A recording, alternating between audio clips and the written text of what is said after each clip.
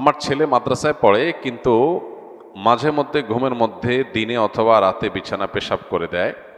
ও বলতে পারে না এর জন্য কি কোনো আমল আছে কিনা। ওর বয়স 9 বছর। ভাই, প্রথমত বাচ্চাদের এই সমস্যাটা বেশি হয়। তারা ঘুমের মধ্যে পেশাব করে দেয়, বিছানা পেশাব করে দেয়।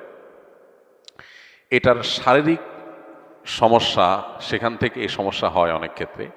এক্ষেত্রে ডাক্তার দেখালে অনেক সময় সমাধান হয়। পাশাপাশি ঝাড়ফুঁকের মাধ্যমেও কিছু আমলের মাধ্যমে উপকার হয়। স্পেসিফিক কোনো আমল কোরআন বা হাদিসে আলাদা করে উল্লেখ করা নাই যে বিছানা পেশাবের জন্য এই আমল।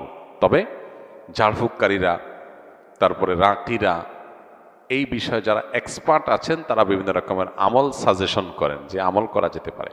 কোরআন হাদিসের সাথে সাংঘর্ষিক না হলে সেরকম আমল করা যেতে পারে।